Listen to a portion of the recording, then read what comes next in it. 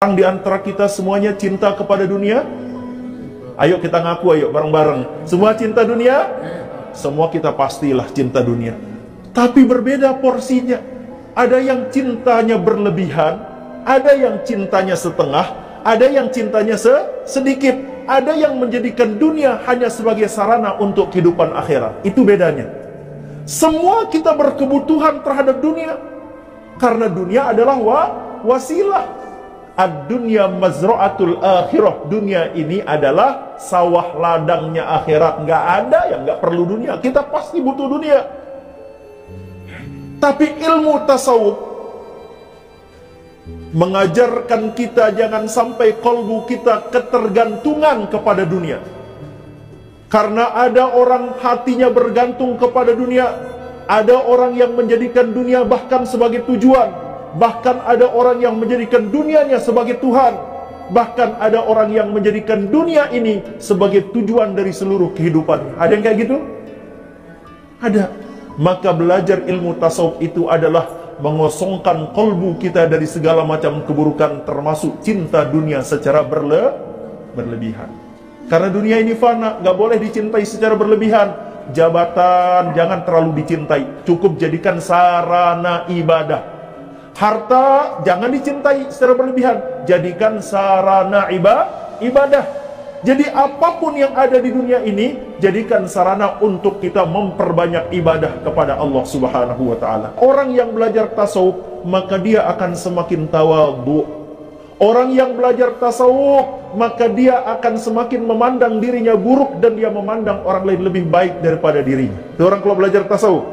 Tapi kalau ada orang belajar tasawuf yang menganggap amal orang lain salah, wah dia sak berjamaah di masjid dia derang kena ibadah rukuk sujud dia nara arti dia paham hakikat. Dia dengan sak ngaji dia derang kena dia paham sehingga dia bermakrifat.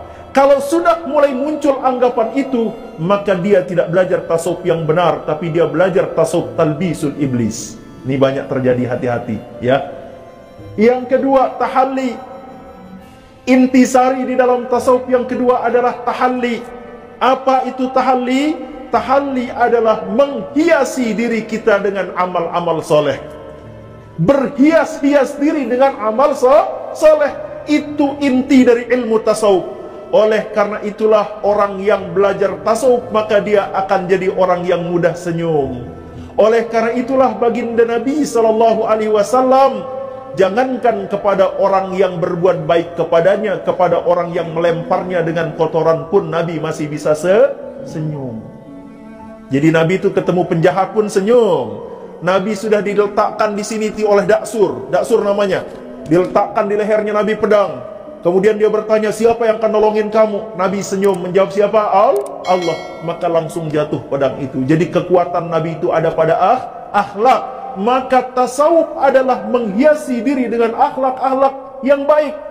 Tersenyum, tidak mudah marah, gampang memberi orang, ya, sering berbuat baik kepada orang. Itulah makna dari kita sholat, salam kanan, salam kiri. Salam ke kanan apa bunyinya? Assalamualaikum warahmatullah. Salam ke kiri? Assalamualaikum warahmatullah. Apa artinya? Balaslah kebaikan orang baik itu dengan kebaikan, dan balaslah keburukan orang yang buruk itu dengan kebaikan. Nah, jadi hakikat tasawuf itu adalah menghiasi diri dengan amal soleh. Kalau ada orang jahat kepada kita, maka jahatnya itu untuk dirinya, jangan untuk kita. Maka jangan balas dengan kejahatan. Dua. Yang ketiga, tasawuf yang ketiga itu adalah tajalli. Apa arti tajalli? Tajalli itu adalah melihat Allah, nampaknya Allah dalam segala sesuatu.